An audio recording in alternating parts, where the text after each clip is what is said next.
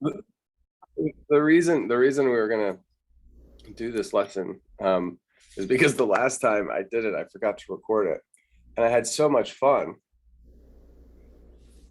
I mean, this lesson is so much fun. I feel like I could teach it. I mean, it could be a just like a classic. I don't know if I would ever really get bored of it, which makes me want to dig into this artist more. I've always been attracted to this guy and his work. So, okay, let me see if I can do a screen share of the desktop.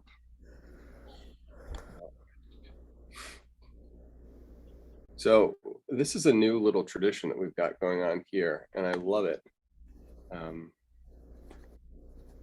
And it's just so interesting. So I'm just going to show a painting, and I'll talk about a couple of things that jump out to me as being interesting.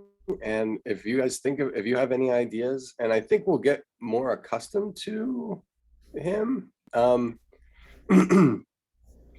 As we see more pictures, and if it's reminiscent of another painter, or there's something that you love about the composition, please just mention it.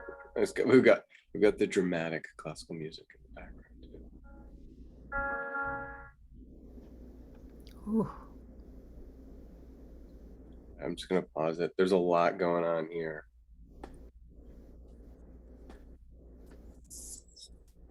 So dramatic.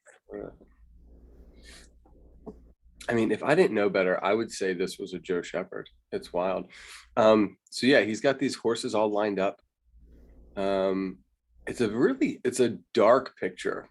The way I would kind of respond to this, there are kind of two types of paintings. There are low key pictures and high key pictures. And high key pictures are where it's mostly dark.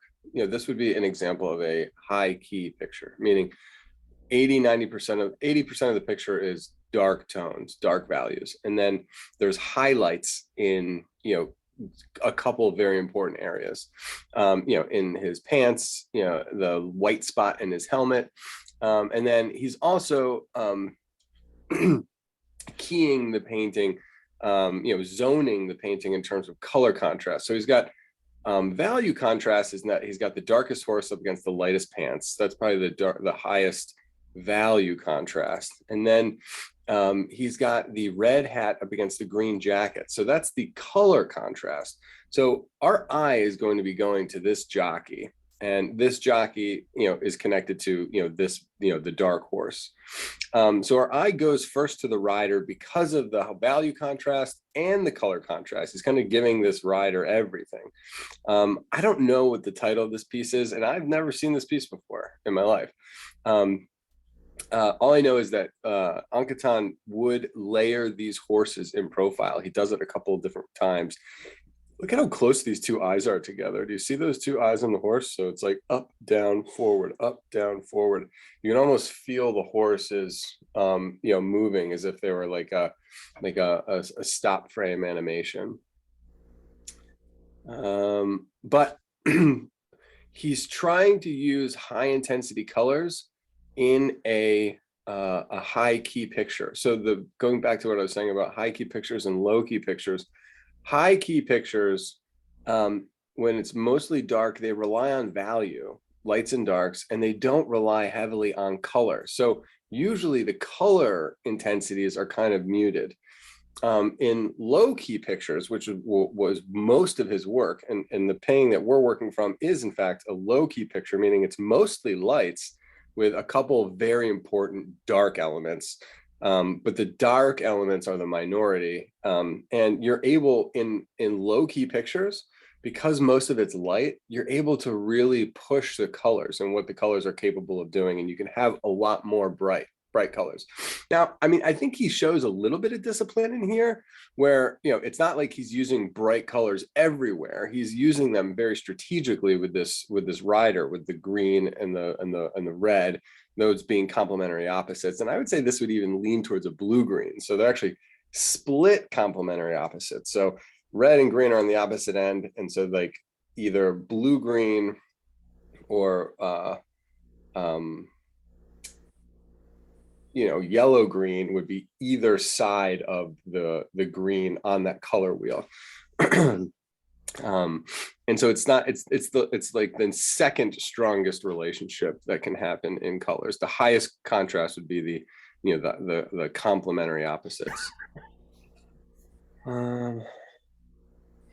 It's incredible how ambiguous the back of this horse is. I mean, you don't even know, it's hard to even read what's going on back there. Let me move these pictures. I might have to just minimize you all. Yeah, I did. I minimized you temporarily. You're not offended. I hope this is a detail and that it's zoomed in, because it feels like there needs to be more going on at the bottom of the picture. Hopefully, hopefully this.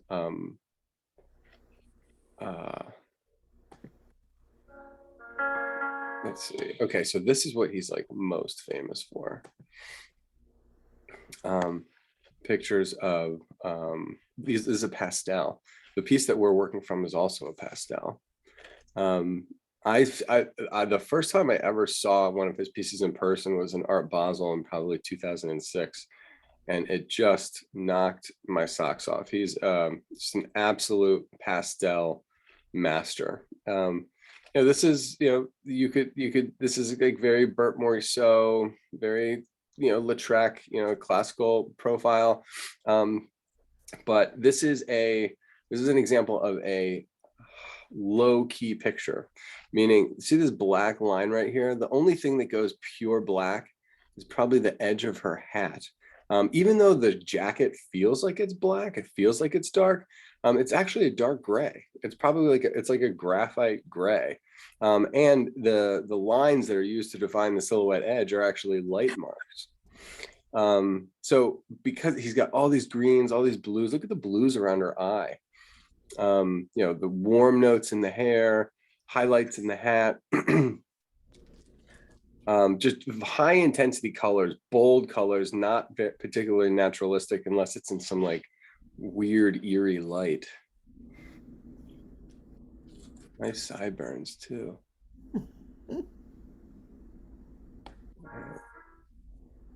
Do we I love these. I love these portraits. Trevor, Yes, quick question. Is it in, well, I guess I'm thinking of the answer, but do we need to know what her hand is resting on? I think it's a newspaper. I think she's Oh. reading, I think she's holding up a newspaper to read. Okay. Do you see that now? Yeah. Now that you've said that, I do. Yeah. Yes. And to make that call to like not put any indication of the writing is interesting. Mm-hmm. But the blue notes in the paper and the blue notes in her eye was definitely, I think there's an actual gazing direction and then a color connection, you know, between what the eye is doing and the paper is. Yeah. I like that. Yeah, to do this jacket with a dark gray with the light line work, the light silhouette line work, and to repeat that in the hat, it's cool. Bold. You know, yeah, I was gonna say it's clearly velvet. Oh wow. Oh. Yep. Yeah. These palms are these transparent palms are so ephemeral. And those, Yeah. I'm picking up a relationship between those and her face, like the texture of her face too. So he's associating like softness, I think, with these materials, and then also her skin. Yeah. The background color. Yeah, the ruffle. I know the background color. It's just amazing. Do you think those white pom-poms need to be there? Or if they were like an afterthought. I mean, you can really, you know, this one you can really see, I think was an addition. I mean, I'm trying to like take off. If you take off this back pom-pom, I feel like it's kind of, Yeah. I think it's stronger. I think one would have been enough, and it'd make this nice arc that runs through the, you know, the whole composition. I love this arc that happens. Yeah. I can see why he may have wanted to triangulate, you know, those two palms and like the chin. But He probably needed the balance. I think that's what he was Mm. thinking.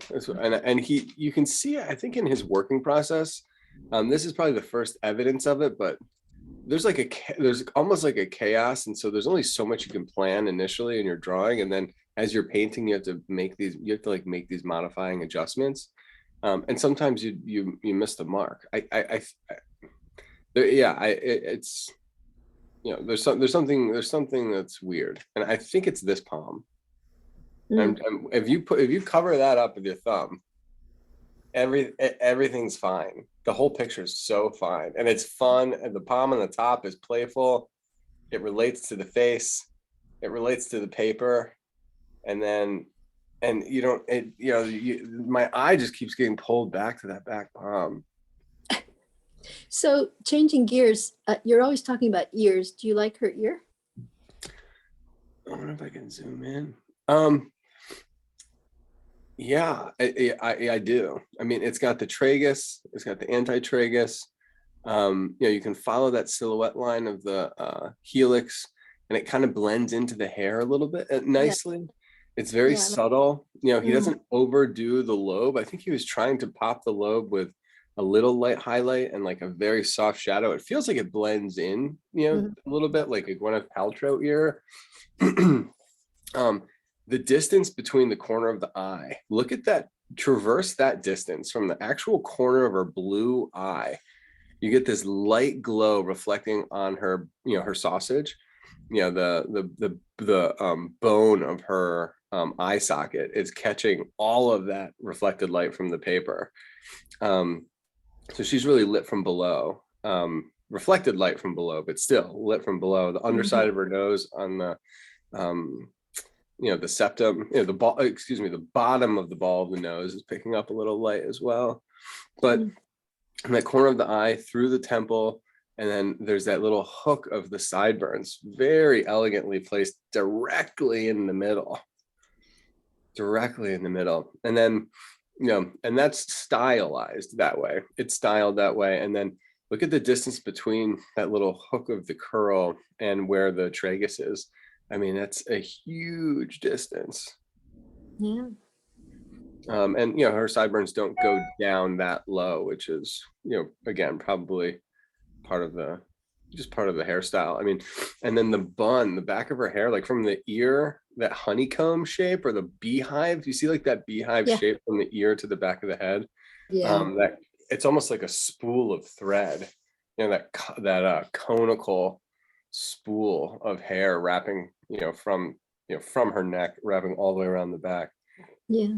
Her hair is very, very nice. And there's even an S curve that could have been played up a little bit. I wonder if he downplayed it. And I'll show you. See this S curve in her jacket right here? There's that really elegant S curve here. I was thinking that it could have been played out in the hat. But it's almost like the architecture of the hat breaks it up a little bit. That a hat clearly comes on top. I mean, if you look at like the way artists treat individual component parts, like individual shapes, so like the hair was its own entity.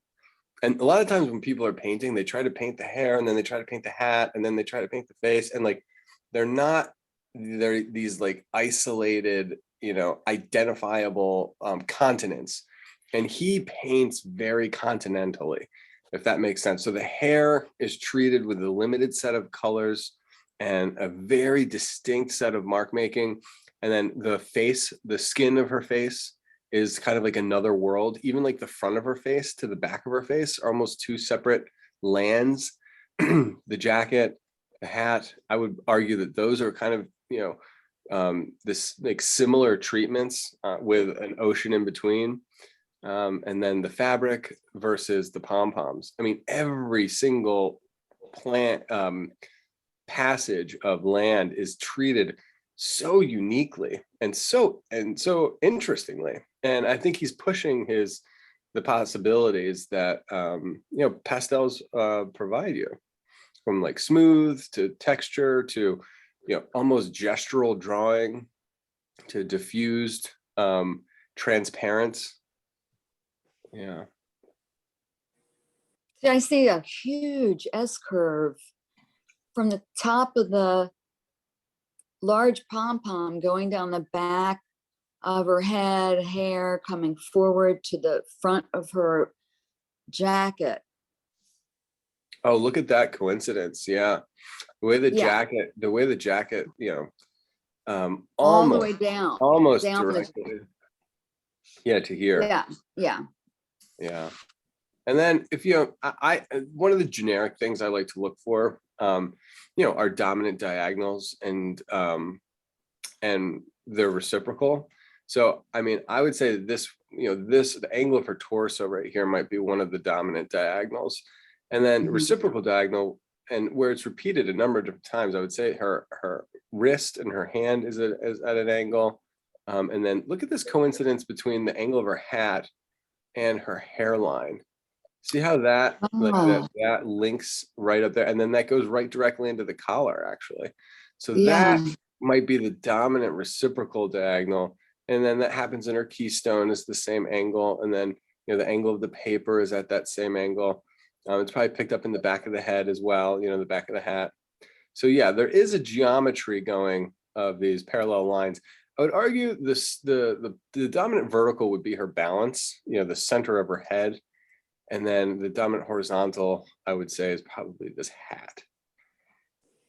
So every composition, generically speaking, has a dominant vertical, dominant horizontal, dominant diagonal, and then counter reciprocal diagonals. And then a dominant arabesque. And I think Stacy nailed it with the arabesque, meaning, this like giant S curve that runs through the picture. And then it's repeated on a number of different levels in the, certainly in the ruffles, see this S curve that happens in here, long S, small S, it's showing up in the actual blouse. It's showing up in her arm, into her armpit. And then you've got this really elegant S curve just in the hair itself, in the sideburns. It's repeated. Probably shows up again in the ear. Yeah, it's loaded. I feel like the background could have been, set up as not unfinished, but could have been foundational. Like there could have been a background that was, installed. What does that mean? The background feels unresolved to me, and sometimes it can be unresolved. You don't need a background every time. Especially if it's just a sitter and the person only has so much time to come in, and it is what it is. It's a nice little portrait. Okay. Okay, Wow. so here's our theme. That is the same theme as our picture today. Oh. And I have a little bit of an advantage because I've sketched it before, so I kind of know what I'm looking for. You have the one horse's head is up, the other horse's head is down. At not as quite as this, ours is at a steeper angle than even this. Then you have these I don't know what these are, but I think they're for the cart. I think this is a team of horses. In this case, there's 3 horses. Ours only has 2. So if there's 3 horses, I think there's one of these metal beams in between both.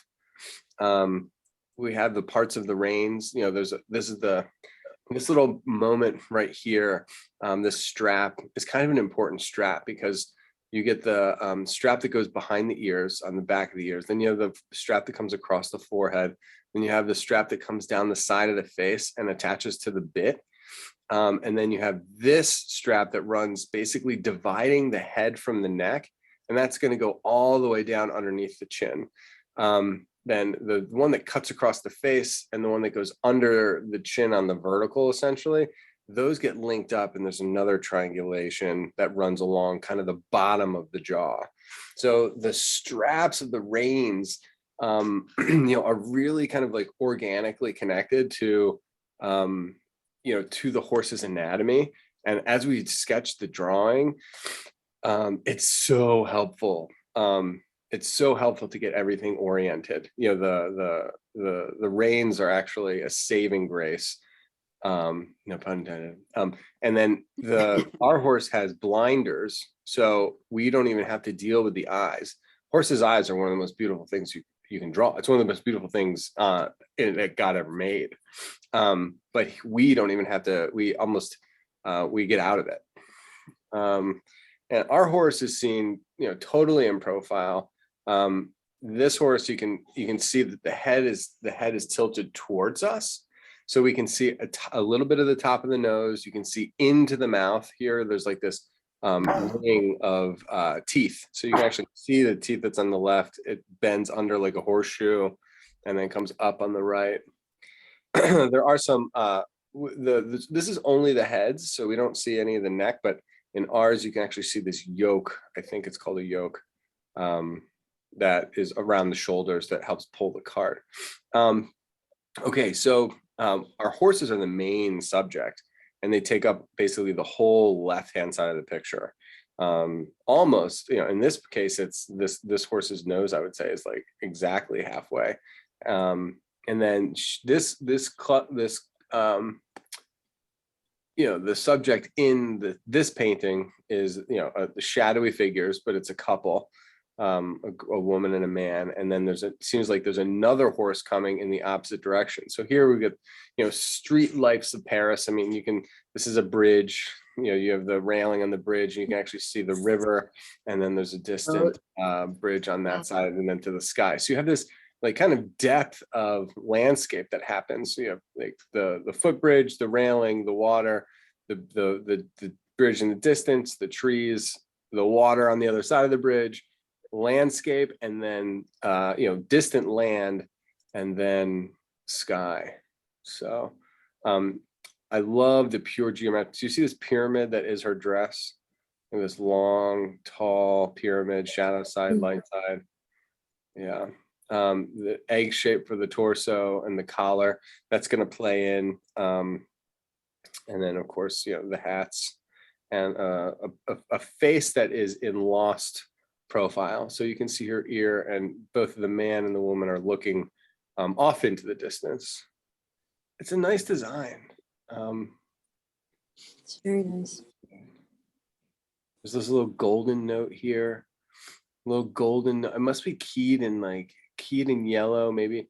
Look at the primaries in this woman. You've got her high intensity blue in the hat, a little red flare for the a flower at the base, and then this little golden ring right here. So he's giving you the palette. That was kind of a classic move. This is a good example of this is a good example of where the artists were at this period, in this like kind of battle between their brown school upbringing, where they didn't have a lot of these high intensity colors, and so they were relying heavily on values, lights and darks. So therefore having these mostly high key pictures, mostly dark pictures with light highlights. Think about Rembrandt. And as we're moving out of this transition from having not a lot of pigments and not a lot of bright colors into the technology of having bright, bold colors, man had to adjust to the new information, the new color technology. And they had colors that they were never able to use before, high intensity reds and blues. And this is Anquetin controlling that. The background is a very high intensity blue, painted very thin, and almost in almost like a watercolor transparency. Wonderful ears and hair. A lot of attitude in those horses. Yeah. Big jump, like a big detailed jump. I mean, how soft these figures are and how resolved these figures are. It feels almost too much. It's almost like too generalized, too there's this one artist. It's almost like the two different works of names. art colliding. Yes, and this is where Louis Because they're so different. where humanity sprouted forward, he went back. So where Lautrec and Van Gogh and Bonnard, they all went further into, taking modernism into postmodernism. Post-impressionism, modernism,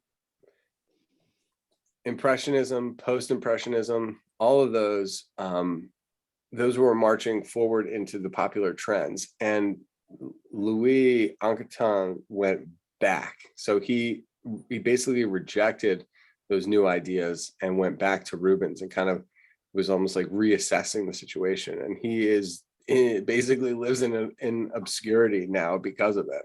But he lived long. He lived to be old.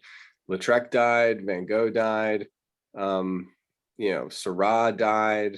A lot of those guys expired when, and Anquetin continued working, well into the 20th century. To go find out exactly what his dates are.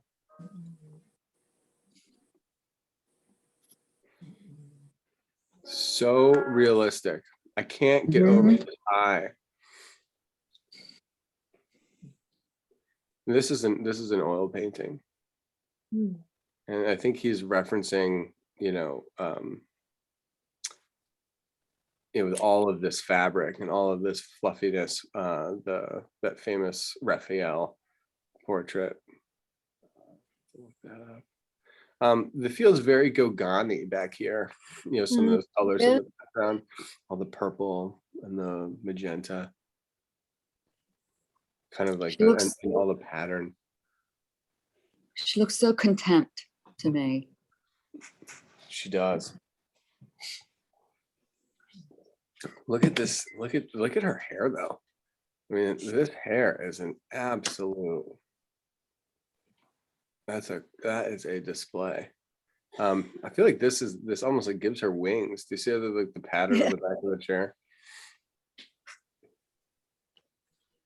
Oh yeah, on the other side, the other wing. What is that? What is that? A tablecloth? Yeah, I think so. It could be like a Japanese print. It could be like a heron. I'm envisioning like a heron on this pattern behind the chair, and most of it's being covered up. No, I was referring to on the other side that makes it really look like this pattern. Yeah, two wings. Yeah, that's a good call.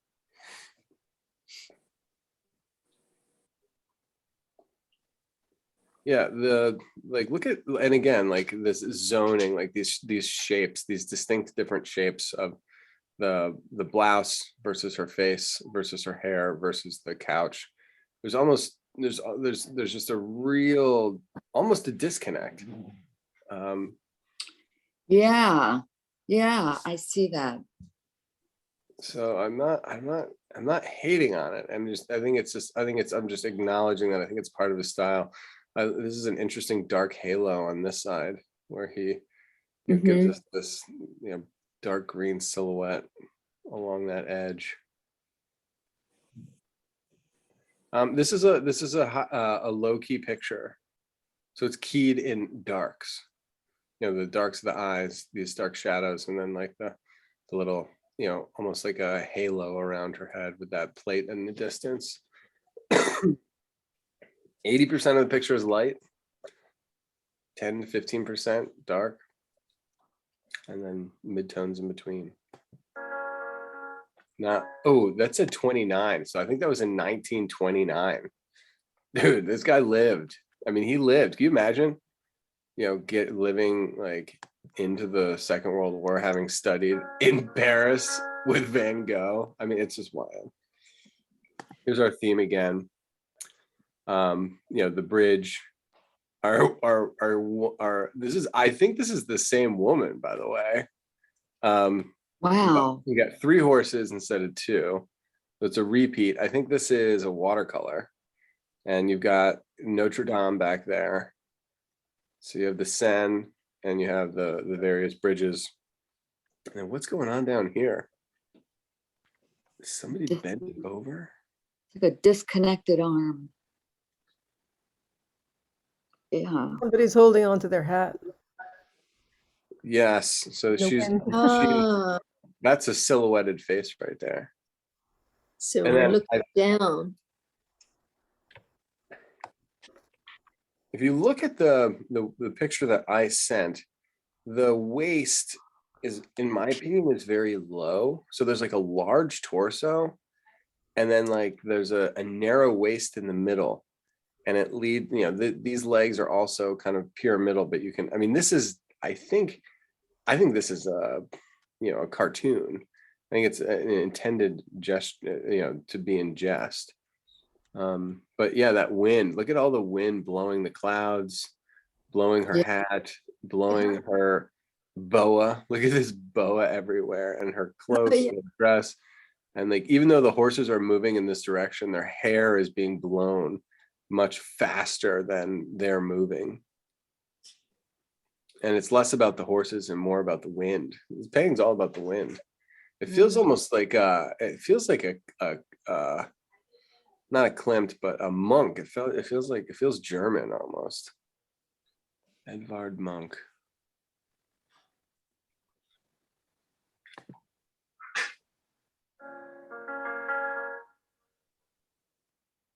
Oh my goodness. Yeah. Wow. So the first thing that hits me is those eyes, and showing those Yeah. eyes in shadow. You know, her face is in light, and then the brim of her hat comes over and is throwing a shadow right at the edge of her eyelids. So the Mhm. bottom of her eyelids are picking up all of this light from her shoulder. Yeah, it's pretty spectacular. Yeah, so sweet. Reminded me of my aunt. Yeah, she's got the cute dimple. Look at that cute dimple and those big cheekbones. Yeah, and the curls repeated in the collar and the cuff. These golden locks, you know, emerging out from under the brim, catching the light, and then these deep in shadow back here. I love the kind of the unique, the similar but very distinct treatments of the hair versus the, you know, the collar. You know, this kind of fluffy, feathery. And there's also something fluffy in her hat. The dark ones up here, yeah. Yeah. Yeah. So this would be the darkest dark, this would be the lightest light. And he plays that game of the key, that here's the yellow, here's the red, and then the eyes are blue.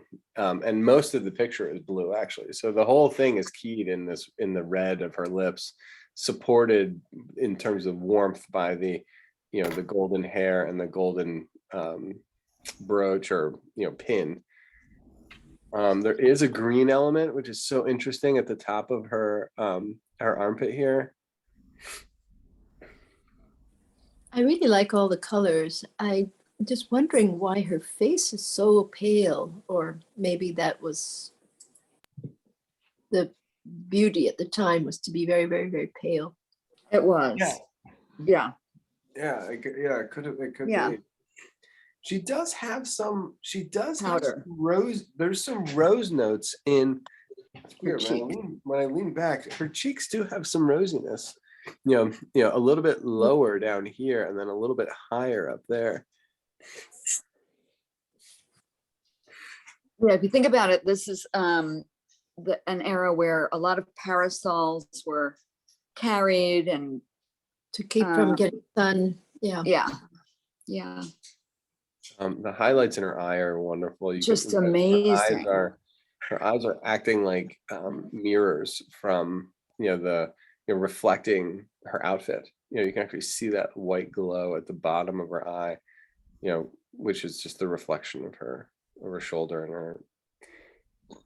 That's cool. And that one gold note in her hat, like a hat pin, I guess.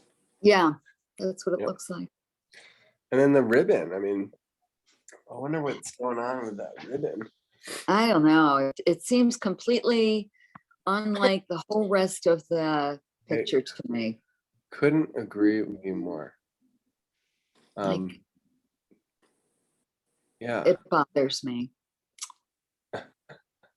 And Grace, yeah, what are those little curlies behind the ribbon? I think they're just more feathers. Oh yeah, that's probably feathers.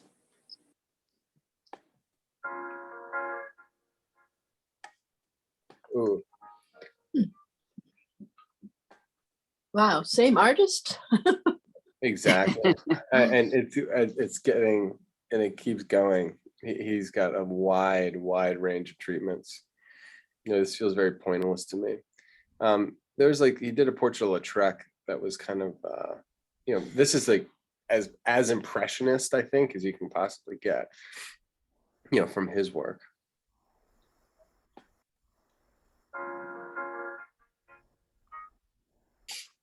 This one blew my mind. This girl was a really popular artist at the time, and she modeled for all of the great, uh, great painters of the time because of her very Greek looking. She basically looks exactly like Athena. She had this like, delicate nose, these very pursy lips, and then this like very round, bold chin. She's very strong and thick, bold breasts and like strong figure, but also very feminine. She was just a goddess. I mean, she had the body of the classical Greek goddess. And I didn't know that he painted her. I mean, look at these hands. I wish we could zoom in on them. I mean, as far as figure studies go, you know, it helps that it's one of the greatest artist models of all time.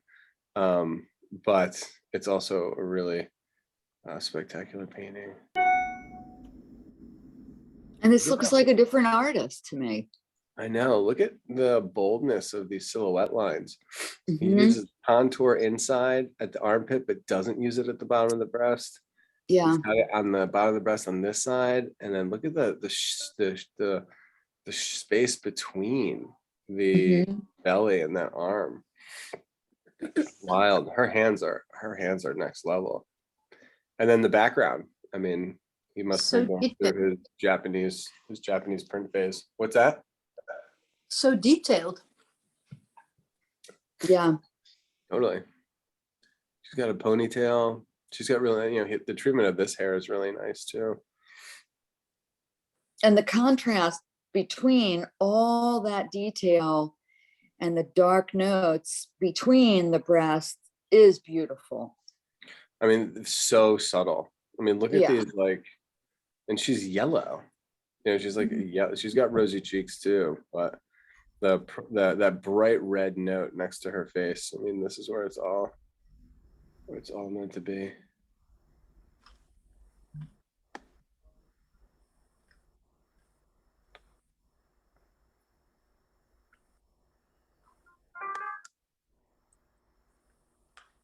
Wow. Oh, Look at those fingers. Spectacular. It looks so Glackens, like it looks so 1920s 1920s Americana. The left side or the right side. I don't know what you're referring to as far as I see them as completely different. So I don't know the periods you mean because I'm ignorant there. Well, the guy looks like a caricature. Yeah. yeah. He's pushed way far in the back. I think she's beautiful, and she's attracting the gaze, and she kind of knows it. Yeah. These bold colors. She's in the light. Again, like it's a high key picture, meaning it's mostly a dark picture with very selected lights. But he's also trying to push more bold color. It's a little bit of a confusing picture. This is a transition zone between managing high intensity color and managing high intensity color and managing and still using high contrast values. I mean, it's a full range. I mean, this is as bright this is as white as light as you can get, and this is as dark as you can get. He's utilizing the entire range. He has that red note. on his lips to, Here's one of his watercolors. You can tell that the paper is brown. So there's this brown that's showing through in the unpainted area that's doing a lot of work for him. Yeah, he does horses, but he's not like it's not like Lautrec. You know, this head Mhm. feels too big, feels like this is moving around. The connection between this, like the hips into the legs, it just feels a little bit shaky. And yeah, it's a watercolor sketch. You know, he's not trying to save the world.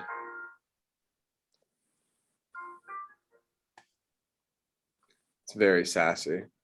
There's a Japanese painter. I can't remember his name. He was came to France, studied in Paris.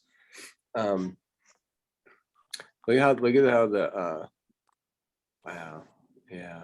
poor nose. No, yeah, this nose twists this way. His head, the hat angles this way, the nose angles that way, the chin and the mouth angle this way. So it's like boom, boom, boom, zigzags down. Look at the relationship between the brim of the hat and his eyebrows. It's really nice.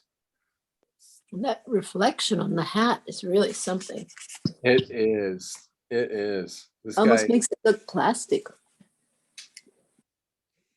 Yeah, it's like this guy that's the feels really only good about himself. piece that's complete, that's so stylized, or parts of it. Mm. And he's got the blue in the eyes, brightest blue, red in the lips, and then the yellow in the golden brooch, or not brooch, but the pin. Mhm. And those are the brightest yellows, reds, and blue. Everything else is, much more muted. I really It's a- liked the It's a great eyes. one. I do too. I like the reflection on his lips. I like how there's a organic unity between the fashion and the figure. You know, he's a big, bold shoulders, but he's kind of got this small head, and then the hat further accentuates the kind of the long leanness of his face. And a hint Yeah, of a I love mustache. the eyes, they're beautiful. Yeah. Hint of a what, Grace? Hint of a mustache. Yeah, yeah. Yeah, He's a young man ready to take on the world. yeah, the I- subtlety of that is lovely. But this is just a little disturbing to me. Which part of It's it? almost like like he would be in a circus. Yeah, Yeah, yeah. I had that feeling too. Yeah, Yeah. He's like performing, a performer. right. Yeah, he's a character. I mean, he's moving, he's laughing, He needs a cane. And he's arrived. Yeah, I'd Oh, love yeah. I'd love to see this guy in action, man. Yeah, a cane right over his shoulder. I feel like if he Yeah. had a different hat, he would have a completely different look. Different. Interesting. I agree with you, Grace. different character, yeah. Mm-hmm. Yeah, you take that hat off and he becomes a little nicer. A little. True. Okay, cool. So this is a very, very impressionist, post-impressionist. This is a portrait of Lautrec. Oh, His very good friend. Is this oil or pastel? It's oil. It's oil, and it's almost painted a little. It's painted like pastel. I mean, the guy he understands ears. this is not a self-portrait? No. No, this is Toulouse-Lautrec. It's a portrait. Oh, excuse me. What's in there? Yeah, he had these awkward, puffy lips. Oh, do you think is that a monocle? Oh, Or maybe even like a little pair of glasses? I don't know. Oh, I feel like if it was, it would have been dialed up a little bit more. Hmm. But Lautrec wore this bowler cap all the time. I feel like his And left he eye, had that ridiculous mustache. What's that? like his left eye is either the other eye, something weird there. Yeah, it's not the perfect angle. Now it makes me Well, wonder if I'm taking a photo. On that angle, do you typically see that much of the eye? I don't know. The question is the question isn't whether you could see it or do see it or often see it. It's whether it looks right or not. Yeah, You know, and it does look a little too foreshortened over here. I mean, look at the size of this eyebrow, and then the size of that forehead. If this is the middle, his head goes back, but I don't think it goes back that far. So this may have been painted from a photograph. I wonder if there's a year on it. almost like, looks like he has a sleepy eye. Yeah, something's odd. Yeah, look at that one stroke, the pupil and the eyelid at the same time. Hmm.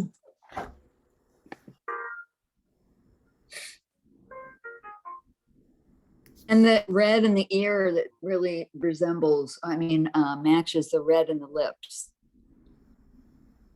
Yes, yeah, definitely. And there's some like light spots, light highlights in that shoulder as well. Is this watercolor? No, I think this is oil. Wow. It's painted really thin. You can actually see some of the the weird crackling. Oh, yeah. Sometimes when you paint so thin, you use a lot of medium, and the medium doesn't age well. Sometimes it does, sometimes it doesn't. But this subject is where I think Van Gogh got his themes. So there's like the foreground framed on either side, a path, a grassy knoll, a field that's being worked. Half of it is harvested, the other half is unharvested, and then you get the shed, and then you get houses, and then factory, and then a distant house, and then the sky. And in these basically these vertical column, these bands on the vertical rectangle.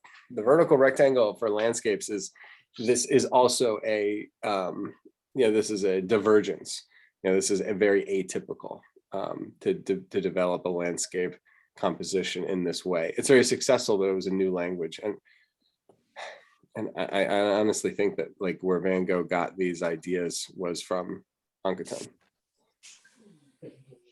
So this is one of the he's unknown now, but he's hugely influential on Lautrec and Van Gogh, and who in turn were hugely influential. So a lot of the original ideas came from this guy. And he just, extended his post-adolescent idealistic phase into his 80s.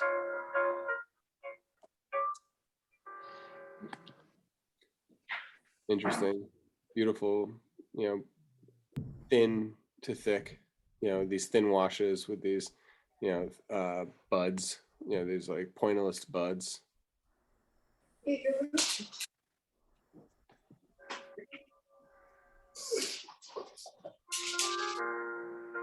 Yeah, I mean, this looks like George Bellows to me. It's like quote ash can. So some of these guys, and Anquetin was able to kind of buck the neutral colors. I mean, look at all these neutral colors, all grays and browns. It's called mud. They call it muddy. And he's got the yellow, the red, and the blue, all in here. And it's really is about the drawing and not about the color. But when you, after the color arrived, when you went back into this kind of like brown school, it's a very kind of early 20th century look, because people were living in two times. They were living pre industrial revolution and then post-industrial revolution, and these artistic concepts hadn't fully taken hold or devolved or diffused. I don't know what's going on. It looks like it's some kind of fair. I guess it's like the race track. I mean, it's got to be at the track. I mean, there's jockeys. But look at all these people back here. Look at those distant clouds. Oh, so those are people in crowd. Oh, crowds. Yeah, we Cool. got the lady with their arms up. Yeah. Yeah. Right. It could look like trees or something. It's It almost interesting. looks like people drawn into the clouds, but I think it's just the suggestion of a crowd, and it's dusty and they're all excited, especially that those horses are really stretched out like it's the end of the line. Yeah, down the stretch they come. Yeah, Yeah.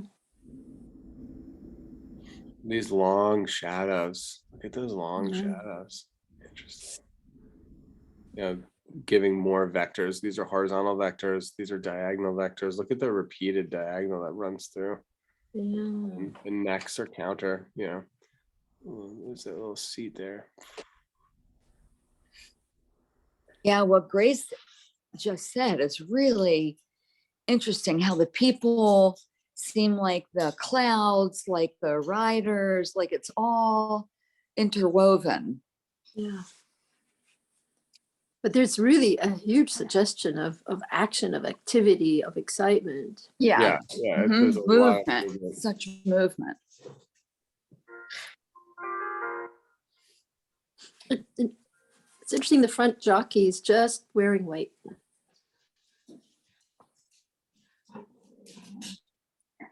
Yeah, Almost yeah. looks unfinished. It feels unfinished. Sorry, go on. I didn't mean to. No, it's true.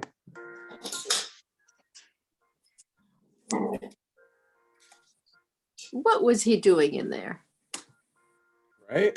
It's very yeah, very bathhousey. Well, she's definitely the main subject. Yeah, bad. Look at all the men. Look at all their expressions. They can't even they just cannot control themselves. I mean, could you imagine someone look at that outfit though? Well, I hope the woman on the right isn't looking for any attention. Oh, she She is. looks pretty confident in herself. Look at that. She's strutting too, but Oh yeah. look at the little puppy down here. Oh my god. Yeah. So I understand that this is like the Kentucky Derby. women who use those corsets oftentimes fainted because they couldn't breathe. Yeah. Yeah, I don't think That any of these parasol. I don't think these guys are gonna faint. per Yeah. se. Boom, boom, boom.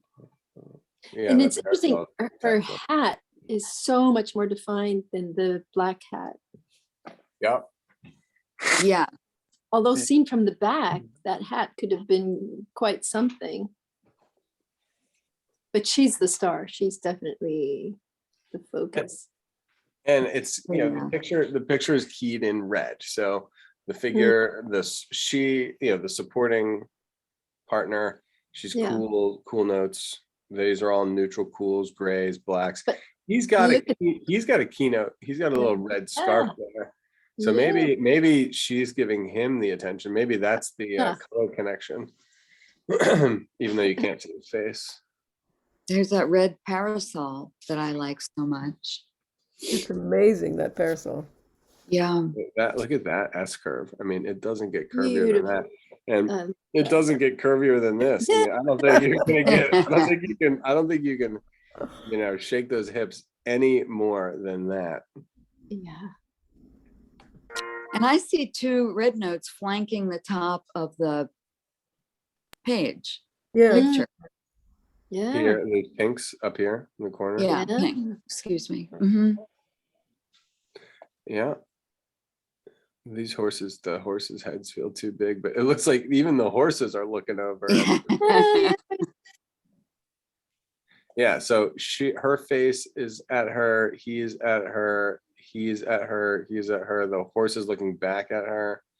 And the woman's and then looking. they're moving in this direction, and these horses are moving in that direction. So they're almost like, you know, separating slightly. So if this horse moves this way, these women move this way. You know what I mean? So like the background are helping to move each other. You know, the more she moves, the more the horse moves to the left. The more the horse moves to the left, and the more they move to the right. So there's like this exchange. I really, There's your walking sticks. Look at this guy. Maybe this is the same guy.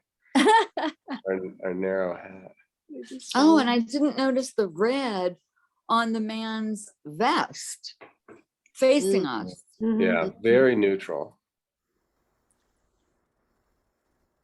So it's very playful, very fun. very playful, yeah.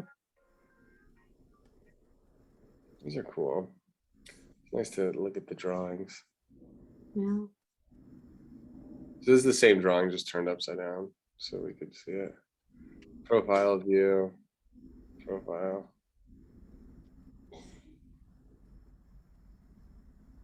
I think these are fabulous. I know. Definitely stressing. I mean, whenever you're choosing, I usually suggest that you go at a 45. You know, if you're, shading, having parallel lines. I mean, the angle, as long as they're consistent, can almost be anywhere. And he's establishing the tones, the value, running vertical lines. Oh, cool. I guess he does it with the diagonal on this side, on this one.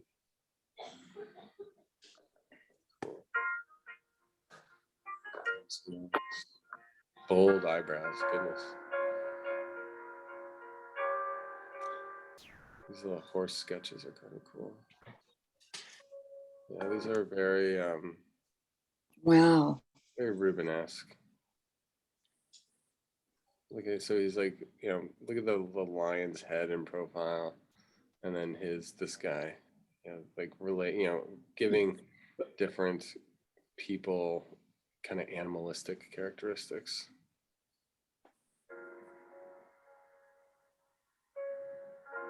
So that's Bernard. It's just like it's like kind of candid. It's a really candid shot. I've seen men that have these like strong little jaw muscles. These like they're kind of lean.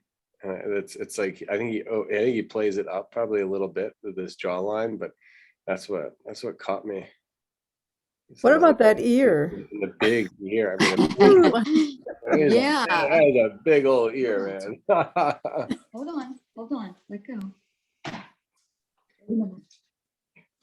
I think it's a nice drawing. It I mean, is. it's got all of the trimmings, like the classical, post neoclassical French school. Feels a little Gauguin-y. And a little Van Gogh. Little Van Gogh. Yes, These I guys see were like that. all in the same circle. And they drew each other, and they were they're all in the ether. It was all in like the air. And I think that's why I love these pictures so much.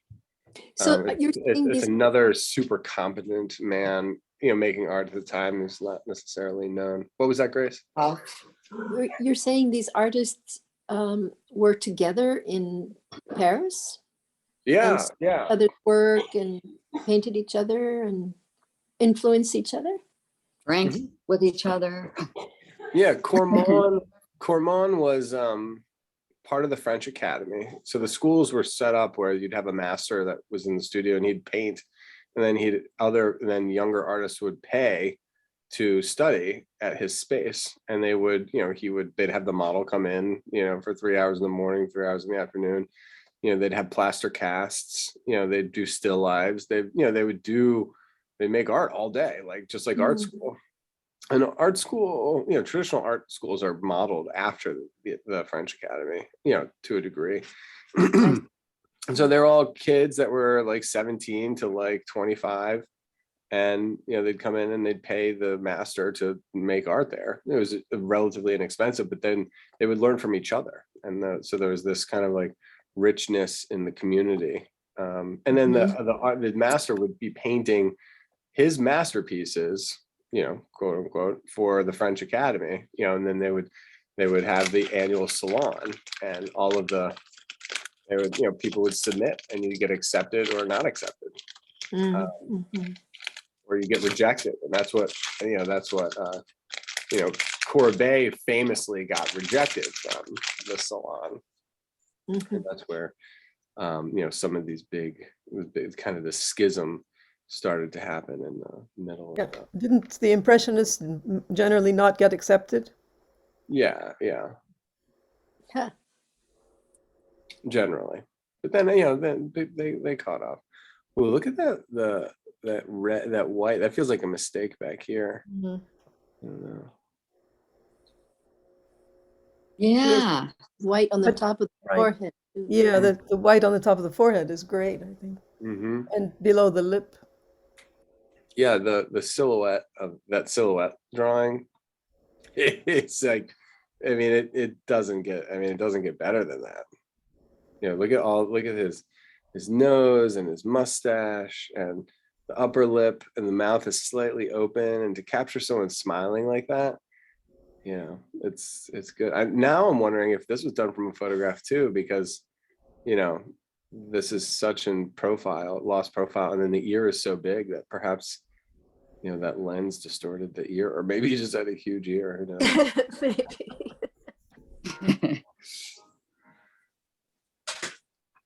Sketching on toned paper is such a treat, though. Wow. Very Van He Gogh. looks like my Uncle Norman's father. Wow. I Wow. love Who that. wasn't I love that ear. handsome? These people's ears that like flop forward like that are so fun. But look at that nose. My goodness. The Yeah. tight- Yeah. That is pointy. I mean, I suppose he couldn't resist painting him with a I know. profile. Yeah.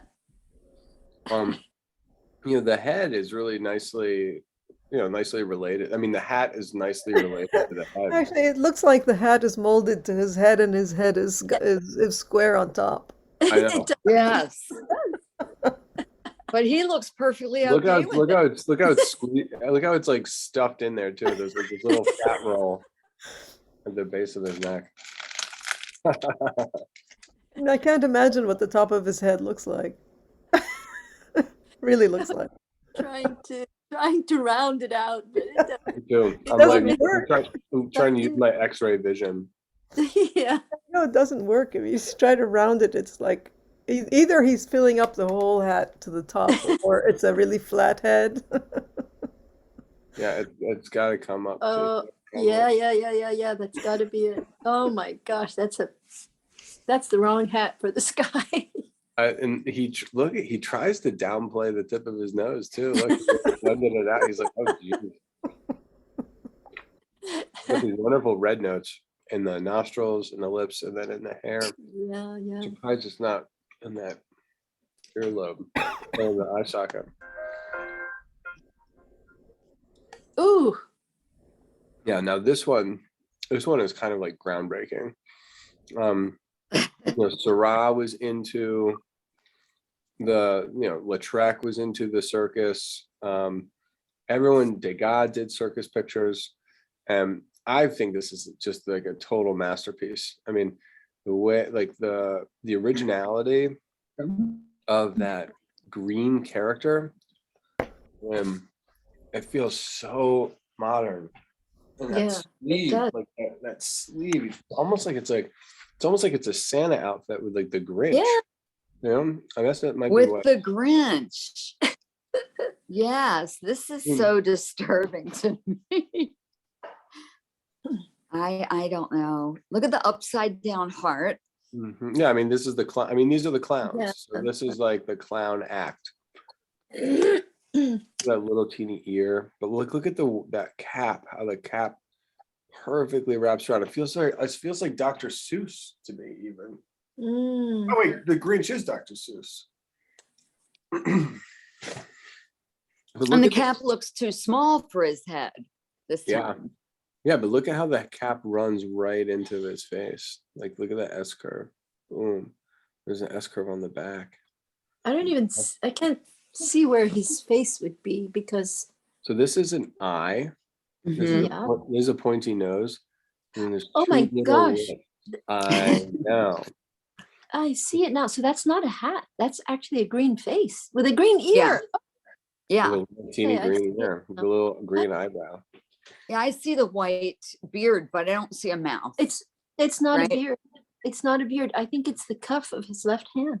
Oh, Once So I see where- it at the cuff, then I see the green face. Mhm. where's the mouth and chin? It's almost first. So this is the nose. That's the pointy nose. Yeah, I see And then that. immediately under it is upper lip and lower lip. And then the chin, Tiny. and the chin just like almost disappears flat No chin. into the throat. He's looking Okay, up. This bothers me even more. Yeah, But I yeah, It see. should. It should. It's a very disturbing picture. yeah, Now I see that, all of that. yeah, yeah. Once I saw it, it was ooh. I think these two like sticks have the string that attached to them. And Yeah. then I don't know if he's doing like, you've seen that thing where you do like the spinning. Yeah, maybe. Little cup. It's like you have these two little cups that are attached in the middle and you spin them. Oh, yeah. It's just some kind of clown trick. Oh, And he I has a see whip. it as one of those, a cat of tails whip. Oh, you know what? It's a circle. It's like a hula hoop thing. Hula hoop. Okay, so it's not a whip. All right, okay. Yeah, I thought it might have been a whip too. No, I think it's something to do with the performance. I mean, we could probably look up like clown routine. And I bet our friend with the top hat is present. Right. He's got some interesting face paint on too.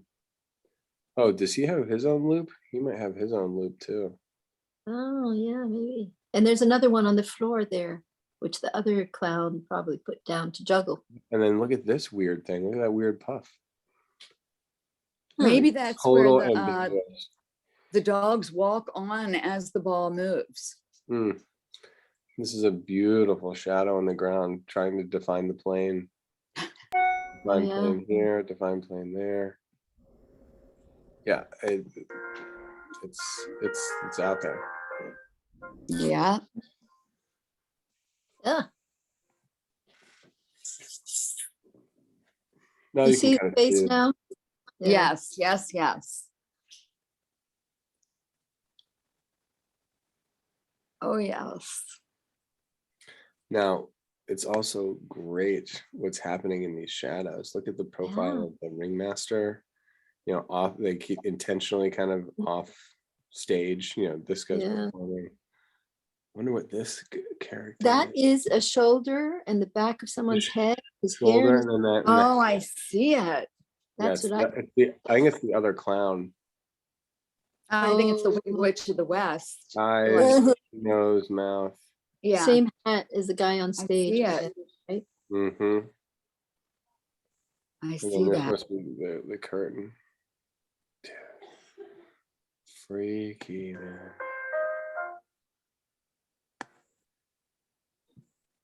This is very Daumier. These little, bold brown school. Do you see the difference between the color of this piece Oh, yeah. and Yeah. then the other one? They're just Yeah. the shadows are blues, whereas here it's just a black and white. Yeah. The musculature is just wild. Oh So my here's God. the market scene that Lautrec ripped off of Louis Anquetin. So this is this beautiful street scene. There's no tables in this one, but it's a market and it's the same awning and it's the same chandeliers and it's the same people walking down the street. Look at this row of trees. 1, 2, 3, 4, 5. I love Paris. God. I love the glow of the red on all the people. Yeah. Yeah. Yeah. And the lady lifting up her skirt. Mm-hmm. I think there's a doggy over here. The There's a little building in the back is a little boy running. I mean, look at this zone, how warm it is. And that's, and still close enough that this woman picks up that red, but then how cool the rest of the picture is. So it's red, yellow, and then all blue, all blue. It's a nocturne. And that's how you got to paint them. I love this light note. See how her hat is getting light from the chandelier, Mm-hmm. and then whatever light source is going on in here internally, that's where she's getting lit. And even the light on the tree. Yeah, a yellow light on the tree and then a red light on his hat, red and yellow. It's so good. And look how far back you go in space back here too. I mean, you go way far off into the distance. This is actually one of my favorite times of the day. I guess it would be dusk, where you can still see the sky, but you can see the lighting and the shadows. Yeah.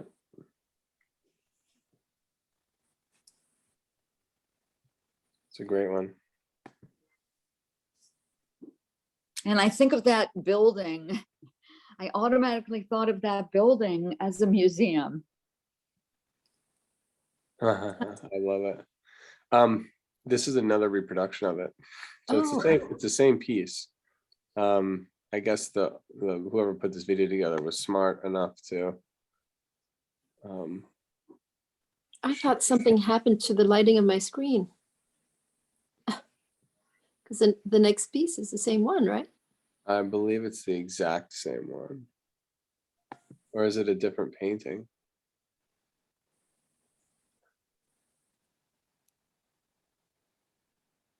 He may have painted the same painting twice. Let's see if we can figure this out.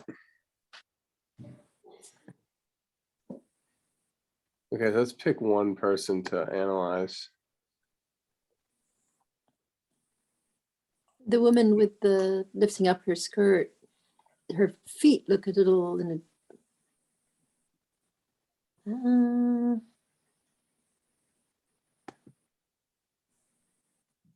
The It's a boy different in the, painting.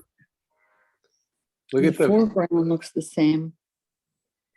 look at the shelves on the left and the space on the wall. Oh yeah. Oh, they look a little different. Yeah. Yeah, it's so subtle. I cannot believe he painted the same fucking painting. Excuse me. Painted the same painting. Why would he do that? What would your guess be? To make money. What do you know? He sold Yeah. one. He sold one and somebody else wanted it. Okay. Oh, that's such a nice scene. That looks like it'd be a self-portrait.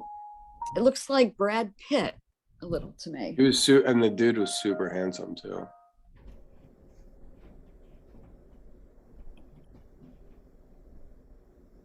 Is that the same model? Yeah. I think so. Yeah. I love the shapes, the lines. Yeah, look at that umbrella. And then the wheels of the cart. With the face at the nose is bizarre. The face structure is very bizarre. You know, her ear, placement of her ear, size of it's interesting. Look at her hand, it's a great hand. You know, bent that way. A lot of movement in that picture too. It takes you a minute to figure out what the hell's going on. Well, there's somebody sitting in the carriage too. So this was my first introduction. This is the most beautiful. This is the most beautiful pastel I've ever seen. It's life size. I think it was going for like $500,000 or maybe $1 million. Ooh. She's also great. So striking. No skin tones. Notice. Very fair. Very, very fair. But bold blue eyes. I think this is the same girl actually. It's the same ruffles, same decoration. There are two palms.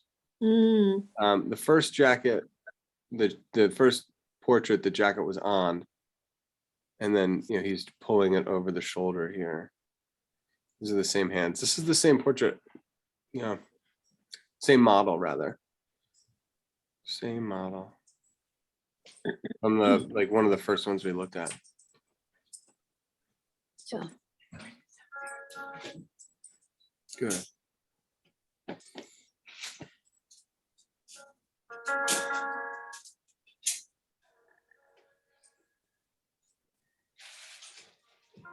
That's too funny. Do you know what a pen tree is? Peintre, painter. Oh my god. Anquetin peintre. This is a lithograph, and this is a self-portrait. So later on in life, he had this big beard, and he had a pipe, and he did the self-portrait with he's like got the bag of money. That's funny. And what is the peintre? What does that mean? Painter. Yeah, Peintre. Oh. this is his sign. This is his shop. And it Oh, says, There's At a an easel. Yeah, I mean the palette. 10 Rue Clausel. Damn, I wish I would have taught this class a month ago. I would have visited it. Black cat. All right, well, it's 11 o'clock. Let's just we're about halfway through. We'll watch the rest of it next week, and then we'll whoa, that feels like a Larson. Oh, wow. Wow. Like Tiffany-ish. It feels like a stained glass window. Yeah, And yeah. this is what he's trying to negotiate. I think he had to have been using that as a model. I mean, the all the lines feel like leaded glass. Yes. Yeah. And all the boldness of the Her profile, her left cheek, is echoed in her bust and waist. oh, Yeah, Same shape. and her absolutely. forehead too. Boom, boom, boom. She's busty. She's got a lot of attitude too. I would not mess with. Yeah, I wouldn't want to mess with her. This is one of his famous paintings, actually. Oh, there's the horse too. And there's no color. There's essentially no color to speak of. Wow. It's This nice. could be the same girl too. Look at the very interesting eyes. Squinty, but like angled. A lot of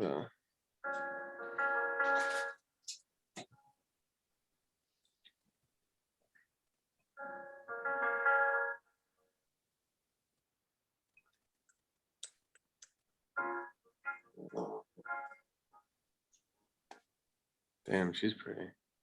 Look at that hair. Almost looks like a curtain or a scarf. Yeah, yeah, but the way that it's like spread out. Oh my gosh, that's naughty. That is. We can't look at this for much longer.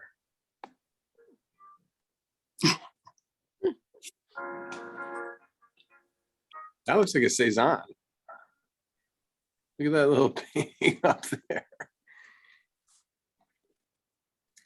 All right, we'll Those stop at the. flowers are beautiful. Yeah. Yeah, the vase is stunning. Oh,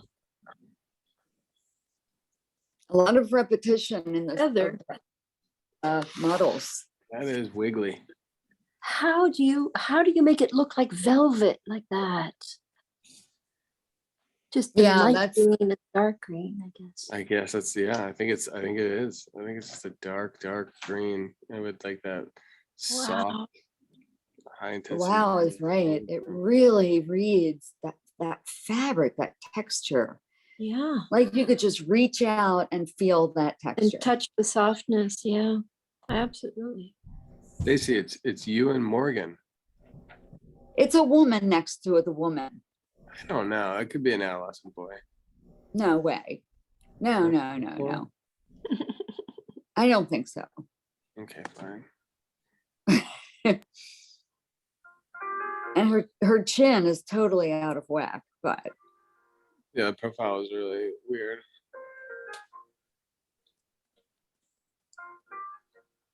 I feel like pictures. Whoa, what we got here?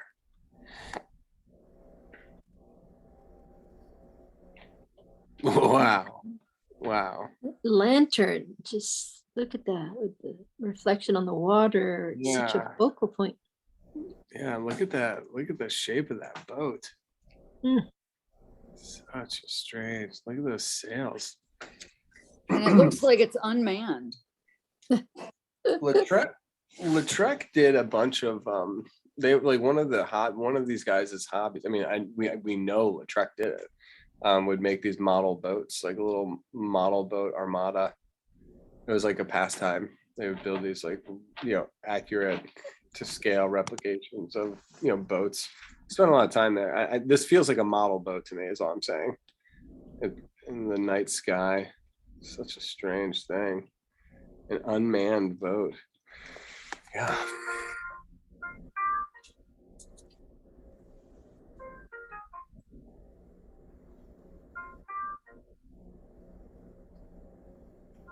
What the? Devil. Nice. Yeah, I think this is also a self-portrait. Ah, Yeah. Rubens did that too. I think I think he was looking at one of Rubens's satyrs. mm.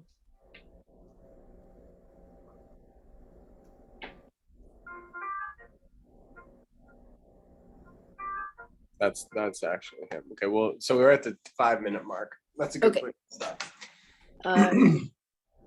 That was Yeah, really, this is definitely a self-portrait.